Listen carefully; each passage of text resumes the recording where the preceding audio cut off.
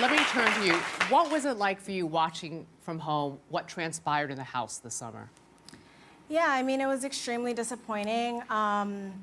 Jack, Jackson, Christie, and Nick, I'm not exactly sure what your obsession is with me, but I hope that when you get to watch footage back from the season, you understand why it was received the way that it was. A lot of the things that were said to and about me and several of the other house guests are completely inexcusable and unforgivable.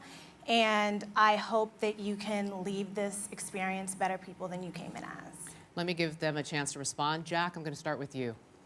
Kemi, the comments that I made and that I was confronted with when I first was evicted from the home came from a place of ignorance, and I'll never be able to apologize to you enough.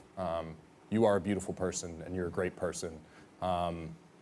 What happened in there was in no reflection of any type of person that I want to be, and it's not fair to you. I'll never, once again, I'll reiterate it again, I'll never be able to apologize to you enough, but I hope that someday maybe you can forgive me. Christie? Kemi, I specifically don't know what was said, but I just want you to know that when I do go back and watch, if there's anything that I regret saying, which I'm sure in the heat of the moment and hormones, there were things that I said. I actually really respect you as a person, and you will get a personal phone call from me apologizing. Anything that I do remember saying was based on like an isolated issue that we could totally talk about, but I have nothing but respect for you, and in the heat of the game, you become someone that you're not like always proud of, so I apologize to you.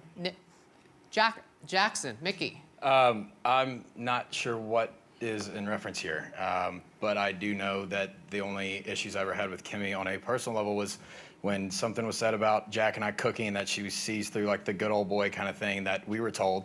But on a personal level, I had no issues with Kemi. I loved you to death. I always thought it was funny how you whispered and things like that. I have no idea what is in reference again, and I know when I watch it back that it will be made clear.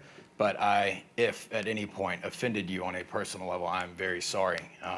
I did everything I could to sort of adapt to an environment that I felt I needed to in order to get to this point in the game. And adapting is no excuse in any way, shape, or form.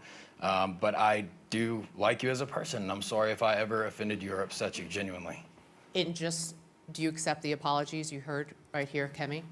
I think it's important to understand what you're apologizing for before you apologize. Okay, we'll stick a pin in it for now. Mickey, I do want to ask you, on day one, you were voted camp director, and you had to banish 4 house guests. Right. You chose David, Kemi, Jessica, and Cliff. You said you chose Kemi because she was the only person who didn't campaign to be saved. You also said you chose David, Jessica, and Cliff because they were campaigning for the same job. But some viewers thought you did it because Jessica, David, and Kemi are minorities, and that you chose Cliff because he is the oldest house guest. What would you like to say to your critics? Absolutely not. I'm not racist, and this was a decision. The only time Kemi ever talked to me was when I was showering. She was brushing her teeth, and this is all based on first impressions. The 3 people that raised their hands exemplified strength and courage and maturity and what looks like a sense of responsibility for the house. And if they had the ability to raise their hands and stand up, I figured if I should do the same, that I could potentially have my game threatened by these individuals. It had nothing to do with race or age or gender or minority ever. Everything I did in this game did not see that. This was strictly players against players. I even advocated for everything staying game in my first HOH. Race, age, religion, gender, none of that ever had anything to do with any decision I made. Let me give David a chance quickly to respond. You know, I understand the gameplay move. I did volunteer to be camp director.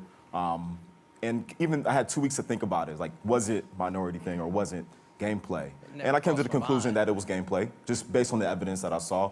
But since I've been watching the show and watching behind the scenes, set behind doors, you Jack included, there seemed to be some implied biases.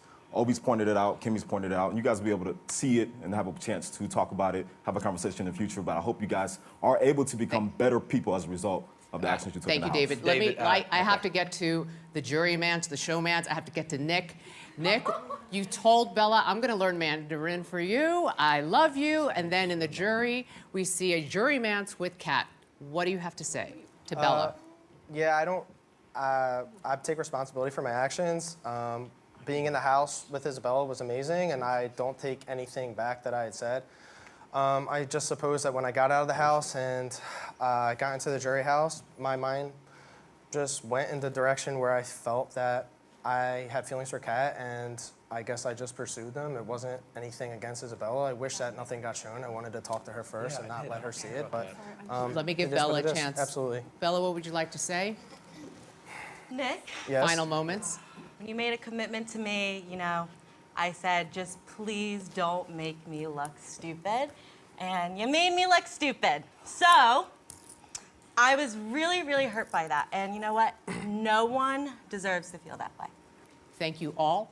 When we return, it is the moment of truth.